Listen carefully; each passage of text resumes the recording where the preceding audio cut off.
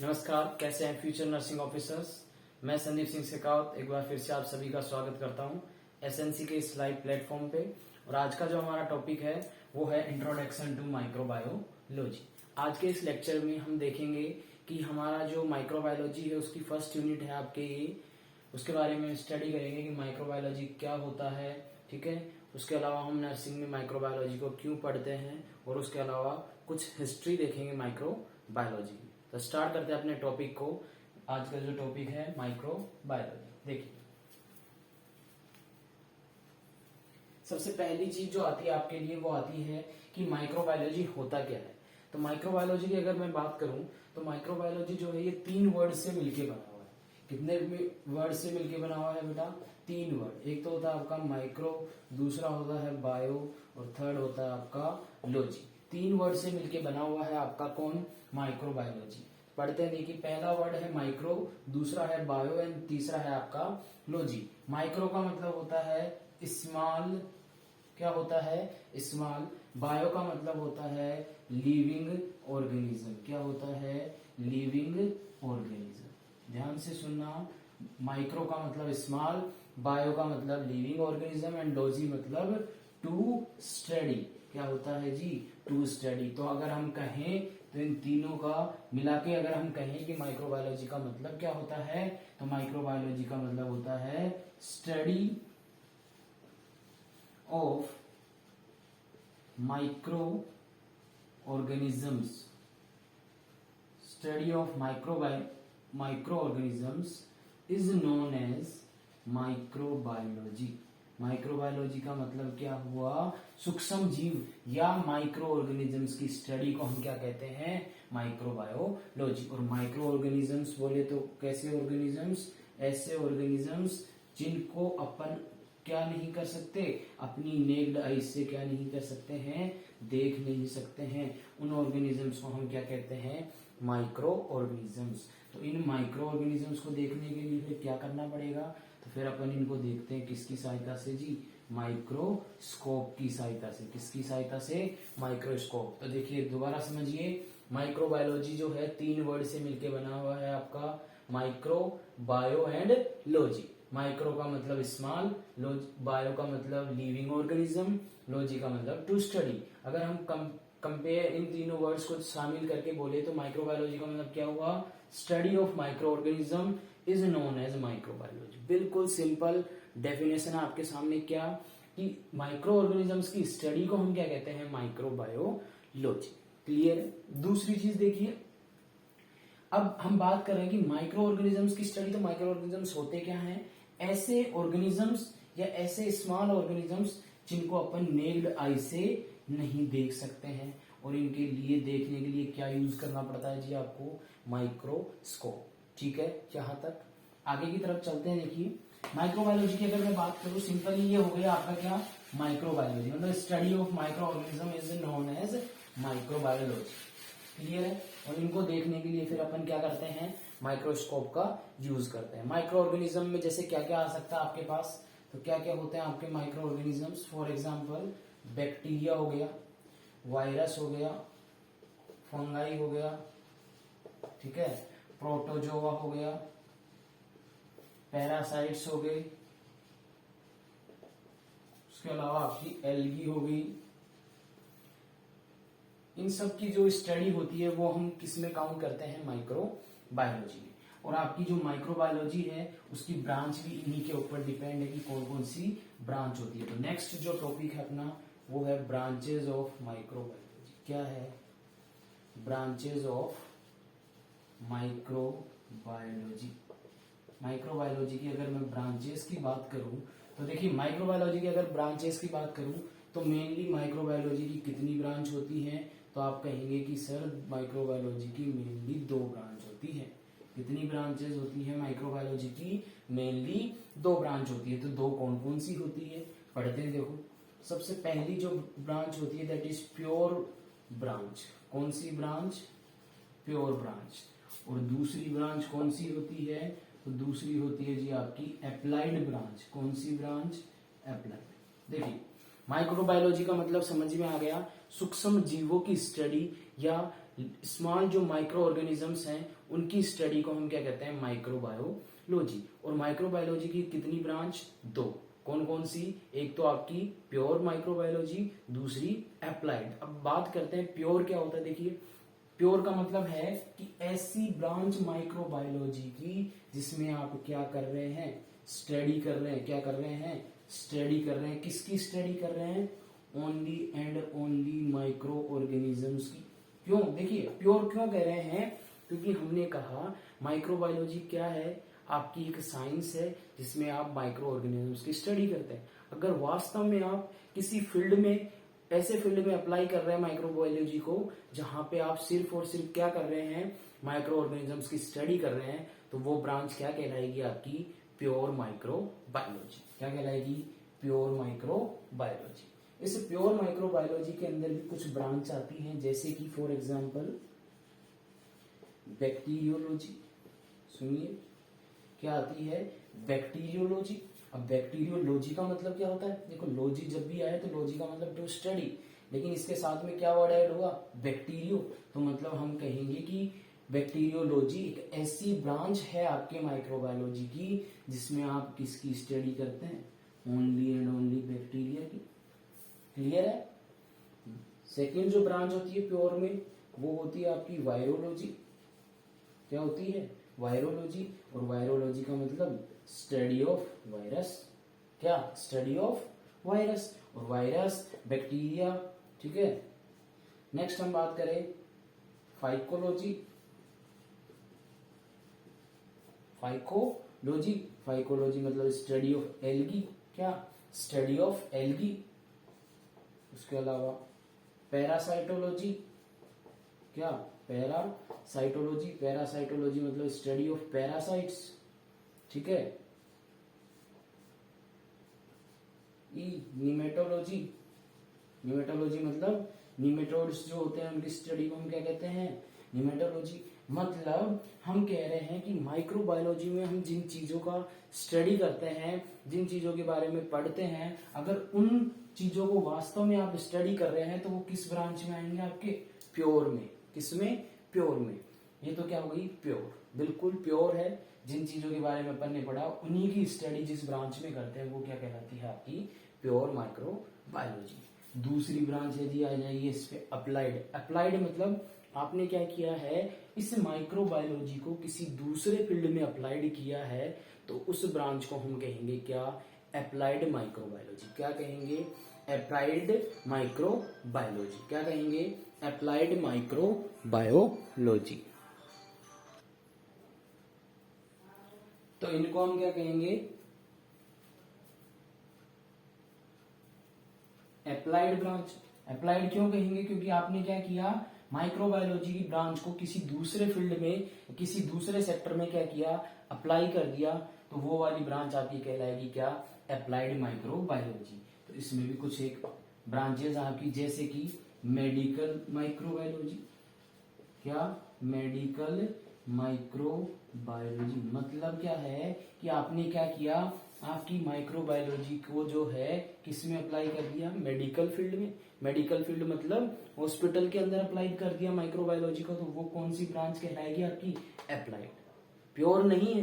Pure का मतलब अगर आप वास्तव में माइक्रोबायोलॉजी में जिन चीजों का हम स्टडी करते हैं उनकी स्टडी कर रहे हैं तो वो तो है प्योर। लेकिन आपने क्या किया, इस माइक्रोबायोलॉजी को कहाँ अप्लाई कर दिया, मेडिकल फील्ड यानी कि हॉस्पिटल वगैरह में। क्यों अप्लाई किया, किसी डिजीज का पता लगाने के लिए, डिजीज का ट्रीटमेंट कैसे होगा, ठीक है, डिजीज को किस तरीके से प्रिवेंट करेंगे, या मोड ऑफ ट्रांसमिशन को किस तरीके से हम रोकेंगे। तो ये सब चीजों का आपने आइडेंटिफिकेशन या पता लगाने के लिए क्या किया, माइक्रोबायोलॉजी को किस में अप्लाइड कर दिया, मेडिकल फील्ड या हॉस्पिटल फील्ड में, इसलिए इसे कहते हैं मेडिकल माइक्रोबायोलॉजी। क्लियर है। दूसरा क्या हो सकता है आपका, एग्रीकल्चरल माइक्रोबायोलॉजी। क्या हो सकता है, एग्रीकल्चर माइक्रोबायोलॉजी मतलब आपने क्या किया, माइक्रोबायोलॉजी को किस में अप्लाइड कर दिया, एग्रीकल्चर के फील्ड या एग्रीकल्चर के सेक्टर में। क्यों किया, जो प्लांट है या जो क्रॉप है उनकी प्रोडक्टिविटी को बढ़ाने के लिए, या उसके अलावा ये देखने के लिए कि प्लांट्स के अंदर जो डिजीज होती है वो किस बैक्टीरिया की वजह से होती है, उसको किस तरीके से प्रिवेंट करना है, फर्टिलाइजर्स कैसे बनाने हैं। तो उन सब में आपने क्या किया, माइक्रोबायोलॉजी को अप्लाई कर दिया एग्रीकल्चर में, तो उसे हम कहते हैं एग्रीकल्चरल माइक्रोबायोलॉजी। क्लियर है। नेक्स्ट होता है आपका वेटनरी।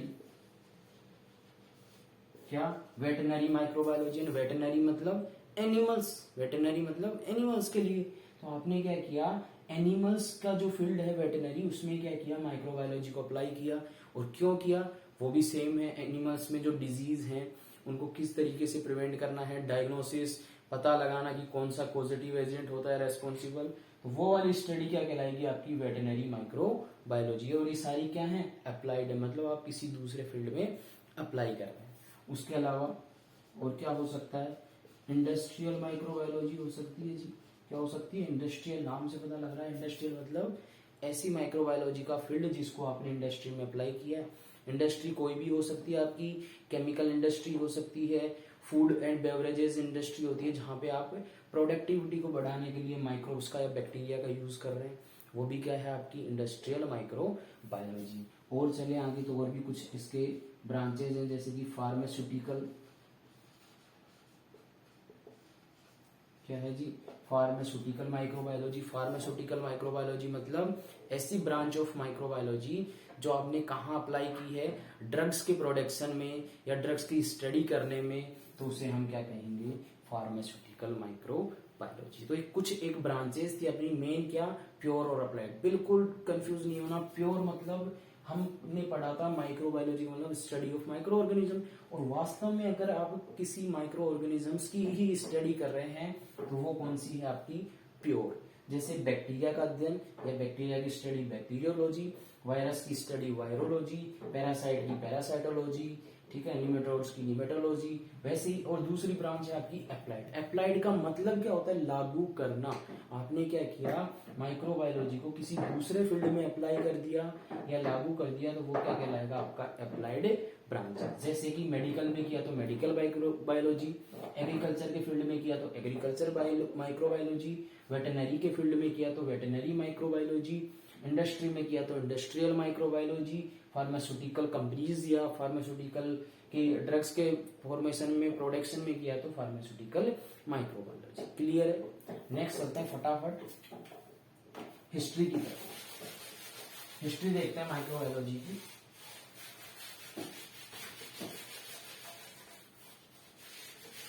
देखिए माइक्रोबायोलॉजी की मैं हिस्ट्री की बात करूं तो हिस्ट्री के अंदर हम जो है वो कुछ साइंटिस्ट के बारे में पढ़ेंगे, कुछ जो माइक्रोबायोलॉजिस्ट थे उनके बारे में पढ़ेंगे। सबसे पहली चीज देखिए, अगर मैं बात करूं तो हमारी माइक्रोबायोलॉजी में हम स्टडी करते हैं किसकी, बैक्टीरिया की या बैक्टीरियल सेल वगैरह की।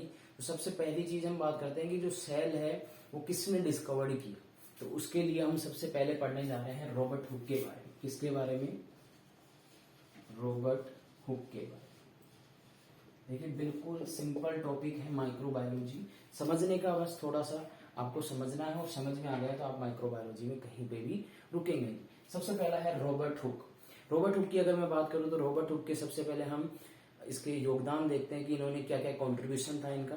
सबसे पहली चीज, सेल किसने डिस्कवर किया, तो जो सेल था वो किसने डिस्कवर किया जी, रॉबर्ट हुक ने। आपसे पूछे कि सबसे पहले सेल किसने डिस्कवर किया, आप क्या कहेंगे, रॉबर्ट हुक। उसके अलावा देखो लिविंग और डेड दो सेल थे, लिविंग अलग आदमी ने किया था, डेड अलग ने किया था। तो रॉबर्ट हुक ने जो सेल डिस्कवर किया था वो कैसा था, तो वो था डियर, कैसा, डेड। कैसा था, डेड सेल, मर्त कोशिका थी, डेड सेल था जो इन्होंने डिस्कवर किया था। तो इन्होंने ये जो सेल खोजा था तो किसकी सहायता से डिस्कवर किया था, तो इन्होंने डिस्कवर किया था डबल ग्लास माइक्रोस्कोप की सहायता से। इसकी सहायता से डबल ग्लास माइक्रोस्कोप। तो हम कह सकते हैं कि इन्होंने और क्या बनाया था, इन्होंने क्या इन्वेंट किया था, double scope, double glass microscope भी बनाया था। क्यों बनाया था, इस डेड सेल को देखने के लिए। और ये सेल जो वर्ड है, कौन सा वर्ड, ये सेल वर्ड भी किसने दिया था, रॉबर्ट हुक ने दिया था। कैसे, क्या बताया इन्होंने, जो सेल वर्ड है उसका मतलब क्या होता है, जेल। देखिए समझिए, इन्होंने जो डेड सेल देखा ना, वो मरा हुआ जो आपके इंसेक्ट थे या बीटल्स थे उनमें देखा।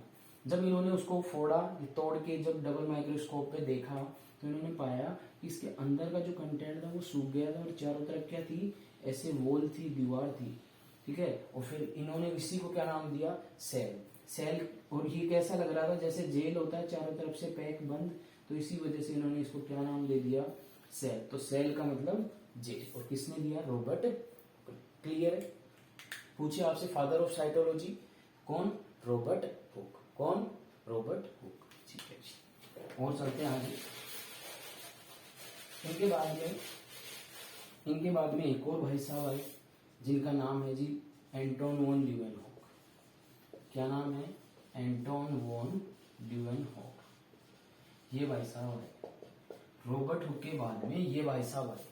इन्होंने क्या बोला, इनको और क्या कहते हैं वो बाद में पढ़ेंगे। सबसे पहले देखो ये भाई साहब आए और इन्होंने आके क्या किया, एक सेल डिस्कवर्ड किया। क्या डिस्कवर्ड किया, सेल। अब देखो सेल तो पहले भी डिस्कवर्ड हो चुका था, जो रॉबर्ट हुक ने किया था, लेकिन इन्होंने ऐसा क्या नया किया, तो इन्होंने जो सेल ढूंढा वो कैसा था, लिविंग सेल था। रॉबर्ट हुक ने कैसा सेल डिस्कवर्ड किया था, dead cell.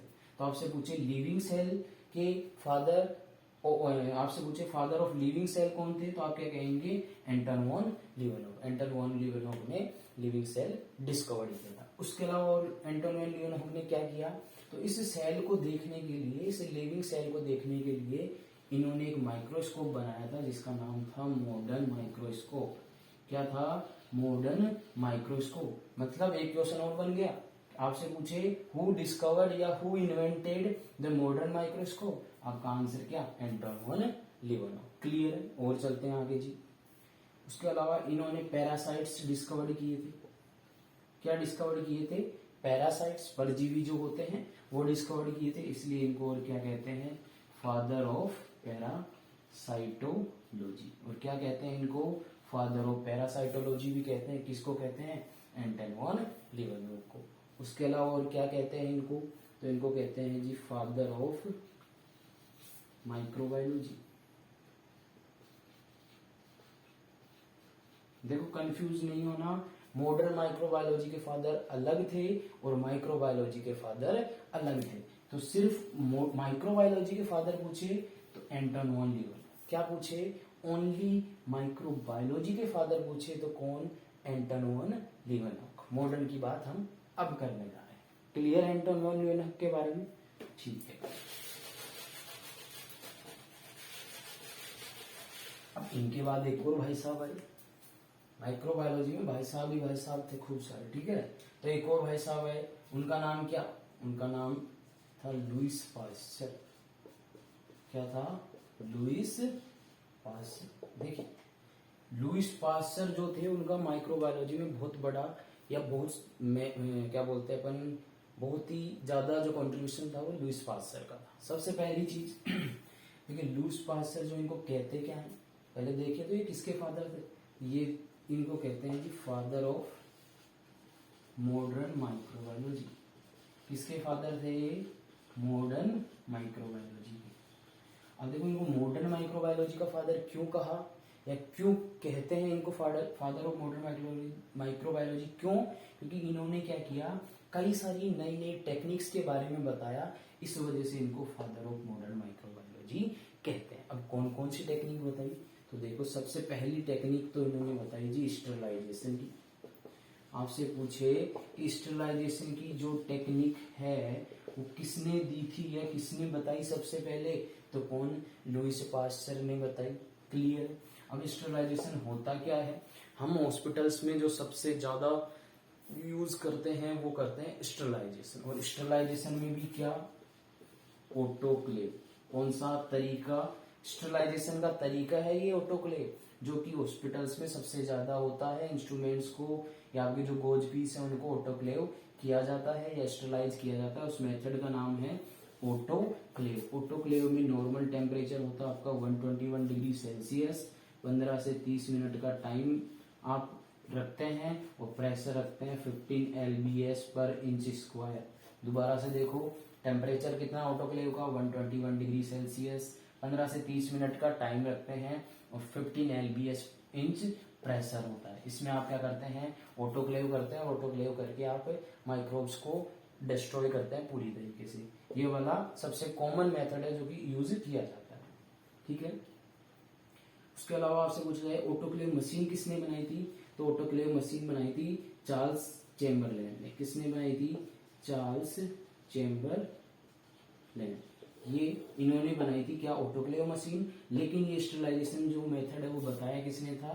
Lewis pasture. Clear?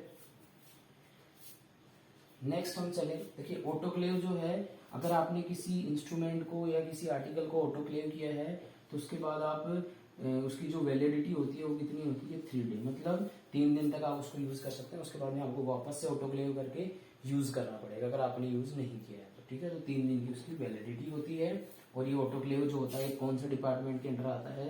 Hospital में दिया आता है जी, CSSD, central Sterlite supply department के अंडर, ठीक है। और आगे चलते हैं, और क्या बताया इन्होंने? तो इन्होंने फर्मेंटेशन की टेक्निक भी बताई। किसकी टेक्निक बताई? फर्मेंटेशन की टेक्निक भी बताई। अब देखो फर्मेंटेशन की टेक्निक का बहुत ही कॉमन एग्जांपल है आपके सामने। मिल्क से क्या बनता है जी? कर्ड, ठीक है। और किसके प्रेजेंस में बनता है? लैक्टोबैसिलस की। ये भी इन्होंने ही बताया। एक बार क्या हुआ, देखो जितने भी माइक्रोबायोलॉजिस्ट या जितने भी एक्सपेरिमेंट या डिस्कवरी हुई है ये सडन हुई है, मतलब इनके सामने चीजें अपने आप अकर हुई और फिर इन्होंने थोड़ा दिमाग लगाया और दिमाग लगा के फिर इन्होंने बताया। ऐसे ही एक बार ये जब किचन में गए तो इन्होंने क्या देखा कि जो दूध गर्म करने के बाद में रखा हुआ था, ठीक है, उस दूध में का क्या बन गया? कर्ड बन गया। क्या बन गया? कर्ड। और जब इन्होंने इस कर्ड को देखा तो इन्होंने पाया कि वहां पे एक ऐसा बैक्टीरिया होता है जो उसका नाम है लैक्टोबैसिलस। और ये बैक्टीरिया क्या करता है? इस मिल्क को फर्मेंट करके क्या बना देता है? कर्ड। और इस फर्मेंटेशन टेक्निक को आजकल आपकी इंडस्ट्रीज में, ब्रेड बनाने में, बियर बनाने में बहुत ज्यादा यूज किया जाता है। तो ये भी किसकी देन है? लुईस पास्चर भाई साहब की, ठीक है। उसके अलावा और क्या बताया इन्होंने? तो इन्होंने एक और अच्छी टेक्निक बताई जिसका नाम है पास्चुराइजेशन। क्या है? पास्चुराइजेशन। पास्चुराइजेशन भी इन्होंने ही दिया था। पास्चुराइजेशन का मतलब जो आपका मिल्क है उसको हाई टेम्परेचर पे क्या करना? हीट करना या बॉईल करना। बॉईल करके उसमें जो आपका जो क्या बोलते हैं माइकोबैक्टीरियम बोविस आता है जो कि बोवाइन टीबी के लिए रेस्पॉन्सिबल होता है एनिमल्स में या काउज में, तो उसको किल करना और ताकि जो ह्यूमंस है उनमें बोवाइन टीबी का खतरा कम हो सके। उसके लिए लुईस पास्चर ने क्या दी? एक टेक्निक दी जिसका नाम है पास्चुराइजेशन, ठीक है। पहले क्या होता था, जो काउ मिल्क है उससे बोवाइन टीबी का खतरा ज्यादा रहता था क्योंकि लोग क्या करते थे? कच्चा दूध पीते थे। कच्चा दूध पीने की वजह से वो जो बोवाइन टीबी का पॉजिटिव एजेंट है उस बैक्टीरिया मिल्क में प्रेजेंट है और आपने कंज्यूम किया तो आपको खतरा है। तो इस चीज को प्रिवेंट करने के लिए लुईस पास्चर ने क्या किया? एक मेथड लेके आए जिसका नाम है पास्चुराइजेशन। क्लियर? और क्या योगदान थे लुईस पास्चर के? तो जो वैक्सीन वर्ड था, देखिए वैक्सीन वर्ड बोल रहा हूं मैं, क्या बोल रहा हूं? Vaccine word. वैक्सीन शब्द किसने दिया? तो ये भाई साहब थे कौन? लुईस पास्चर ने दिया। किसने दिया? लुईस पास्चर ने। उसके अलावा इन्होंने 2 वैक्सीन और डिस्कवर की थी। क्या क्या? एंथ्रेक्स और रेबीज। एंथ्रेक्स और जो रेबीज वैक्सीन है वो भी किसने दी थी? किसने डिस्कवर की थी? लुईस पास्चर ने। फर्स्ट वैक्सीन नहीं, मैंने फर्स्ट वैक्सीन नहीं कहा, मैंने कहा एंथ्रेक्स और रेबीज वैक्सीन किसने दी? Louis Pasteur. और वैक्सीन शब्द किसने दिया? लुईस पास्चर ने। और इतनी सारी टेक्निक दी, इस वजह से इनको क्या कहते हैं? Father of modern microbiology. Clear? ठीक है, और आगे चलते हैं। इनके बाद एक और फादर आए, फादर ही फादर है, सॉरी, इनके बाद एक और भाई साहब आए। कह रहा हूँ ना आपसे, भाई साहब ही भाई साहब आपकी माइक्रोबायोलॉजी में। इनके बाद एक और भाई साहब आए जिनका नाम देखो क्या है? Robert Koch. क्या नाम है? Robert Koch. अब देखिए रॉबर्ट कोच आए। रॉबर्ट कोच का भी बहुत अच्छा योगदान आपकी माइक्रोबायोलॉजी के फील्ड में। सबसे पहली चीज, रॉबर्ट जो कोच हैं इन्होंने ऐसा क्या किया? तो इन्होंने क्या किया? सबसे पहले बैक्टीरिया डिस्कवर्ड जो किया ना वो इन्होंने ही किया था। रॉबर्ट कोच ने ही क्या किया था? सबसे पहले बैक्टीरिया डिस्कवर्ड किया था। बैक्टीरिया भी कौन सा छोटा मोटा बैक्टीरिया नहीं किया। कौन सा किया? Mycobacterium tuberculosis. कौन सा? Mycobacterium tuberculosis bacilli. Mycobacterium tuberculosis bacilli को डिस्कवर्ड किया। इस वजह से इनको क्या कहते हैं? तो इनको कहते हैं फादर ऑफ बैक्टीरियोलॉजी। समझ रहे हो आप? हल्के में नहीं लेना किसी को भी। देख लो कि कौन सा बैक्टीरिया डिस्कवर किया था, माइकोबैक्टीरियम ट्यूबरकुलोसिस, और इस वजह से इनको कहते हैं फादर ऑफ बैक्टीरियोलॉजी। क्लियर है। अब देखिए उस और चीज की बात करें तो जो रॉबर्ट कोच थे, इन्होंने क्या कहा, पहले क्या होता था कि कोई भी जैसे माइक्रोबायोलॉजिस्ट आया वो कह देता कि ये बीमारी ये पॉजिटिव एजेंट कर रहा है, ये वाली ये पॉजिटिव एजेंट कर रहा है, तो ये चीजें चलती रहती थी, लड़ाई झगड़ा चलता रहता था। तो रॉबर्ट कोच ने क्या कहा कि आप किसी बीमारी के पॉजिटिव एजेंट को जब पॉजिटिव एजेंट कहेंगे जब वो 4 क्राइटेरिया फुलफिल करेगा, और वो 4 क्राइटेरिया को कहते हैं जी कोच पोस्टुलेट। क्या कहते हैं? Coach postulate. आपसे कहे कोच पोस्टुलेट किसने दिया, तो कोच वर्ड आ रहा है, मतलब रॉबर्ट कोच ने दिया। क्या होता है, तो रॉबर्ट कोच ने एक पोस्टुलेट दिया था जिसको जो ये बताता है कि आप किसी भी बीमारी के पॉजिटिव एजेंट मतलब वो ऑर्गेनिज्म जो बीमारी कॉज कर रहा है, तो उसको जब बोलेंगे उस बीमारी का पॉजिटिव एजेंट, जब वो क्या करे, इन 4 क्राइटेरिया को फुलफिल करे। 4 क्राइटेरिया क्या क्या है?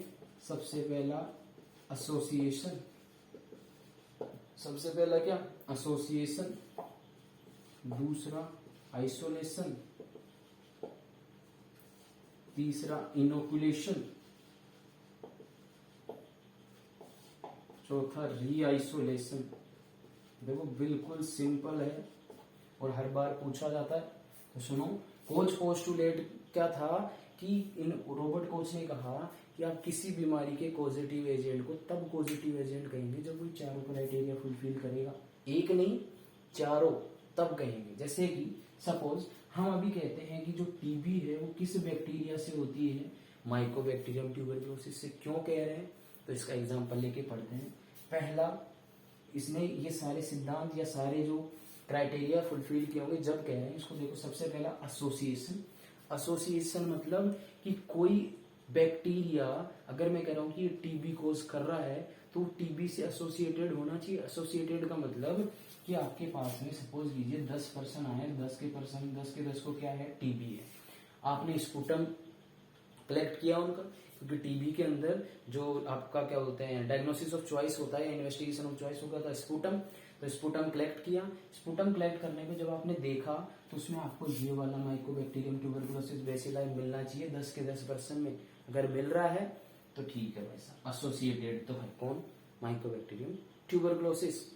दूसरी चीज आइसोलेशन। आइसोलेशन का मतलब अब आपने स्पुटम ले लिया और स्पुटम से आप क्या करें, उस माइकोबैक्टीरियम को आइसोलेट कर सके, सेपरेट कर सके, और फिर कल्चर मीडिया में क्या कर सके, ग्रो कर सके। अगर आइसोलेट हो रहा है तो भी क्या है, पॉजिटिव एजेंट है ये टीबी का माइकोबैक्टीरियम। उसके अलावा इनोकुलेशन। इनोकुलेशन मतलब किसी दूसरे हेल्थी पर्सन में डालना या एडमिनिस्ट्रेट करना। आपने क्या किया, इस बैक्टीरिया को लिया, कल्चर मीडिया पे आइसोलेट कर लिया था, उसके बाद अब क्या करेंगे, किसी हेल्थी, देखो इनमें नहीं डालना, डिजीज वालों में नहीं डालोगे, किसी हेल्थी पर्सन में उस माइकोबैक्टीरियम ट्यूबरकुलोसिस को डाला, और डालने पे अगर वो सेम डिजीज या सेम साइन एंड सिम्टम दिखा रहा है इनकी, जैसे इनको टीबी थी, डालने पे इसको भी टीबी हुई या इसमें टीबी के साइन सिम्टम आए, मतलब ये माइकोबैक्टीरियम ट्यूबरकुलोसिस किसका पॉजिटिव एजेंट है, टीबी का ही।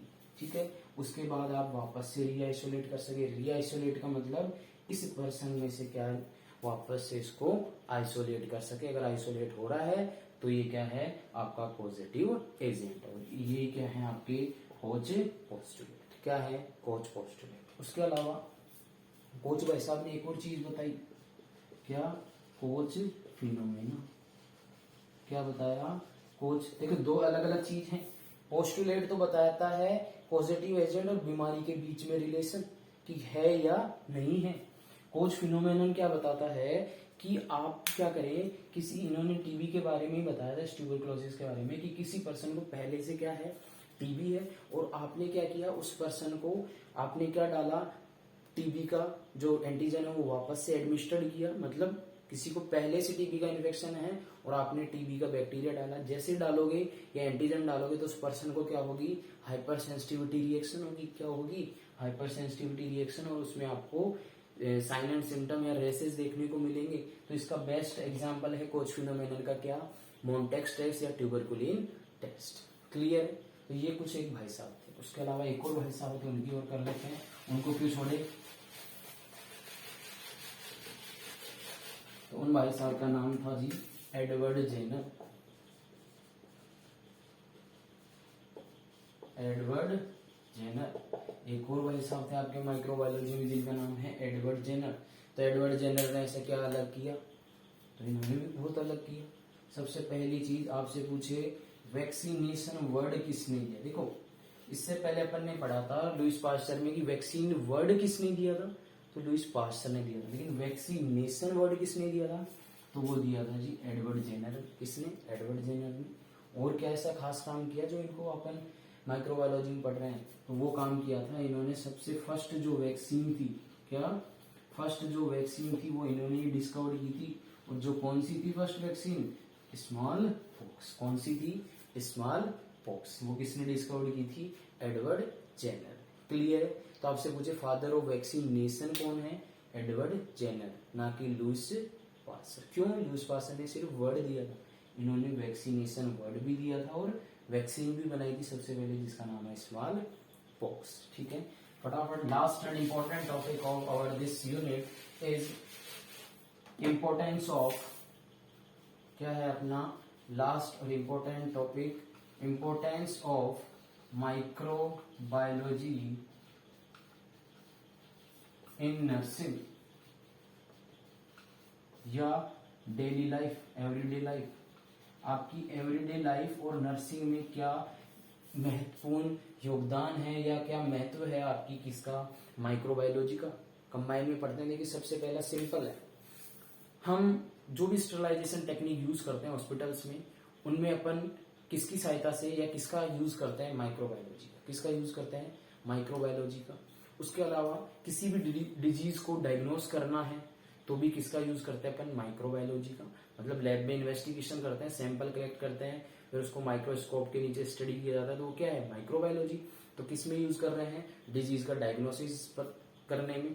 उसके अलावा डिजीज का ट्रीटमेंट में। ट्रीटमेंट कैसे, कि आपने पता लगाया कि ये वाला पॉजिटिव एजेंट आपको डायग्नोस हुआ लैब में, अब आप क्या करेंगे, उस पॉजिटिव एजेंट या माइक्रोब्स की अकॉर्डिंग आप क्या करेंगे, ड्रग प्रिस्क्राइब करेंगे या ट्रीटमेंट देंगे। तो ट्रीटमेंट में भी हेल्प करती है कौन, माइक्रोबायोलॉजी। क्लियर। उसके अलावा डिजीज को प्रिवेंट करने में हेल्प करती है, वैक्सीनेशन बनाने में, मतलब वैक्सीन जो है वो प्रिपेयर करने में हेल्प कर, आप किसका यूज करते हैं, माइक्रोबायोलॉजी का यूज करते हैं। और किस में यूज कर सकते हैं आप, जैसे कि आप इंडस्ट्रीज में यूज कर सकते हैं, बेवरेजेस बनाने में, जैसे बियर हो गया, इनको बनाने में यूज कर सकते हैं। फूड इंडस्ट्री में यूज कर सकते हैं, जैसे कि आपकी ब्रेड है, ठीक है, इनको बनाने में आप यूज कर सकते हैं। उसके अलावा फार्मास्यूटिकल्स जो आपकी ड्रग्स वगैरह बनती है, उनमें भी आप माइक्रोबायोलॉजी का यूज करते हैं। उसके अलावा और अगर अपन बात करें एग्रीकल्चर फील्ड में यूज कर सकते हैं, प्लांट्स की अच्छी ग्रोथ के लिए, अच्छा प्रोडक्शन के लिए आप यूज कर सकते हैं।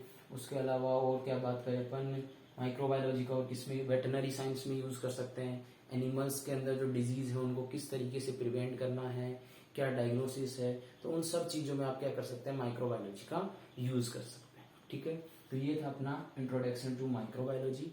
फर्स्ट यूनिट ऑफ माइक्रोबायोलॉजी आपकी कंप्लीट है। नेक्स्ट में मिलते हैं, ठीक है, जय हिंद।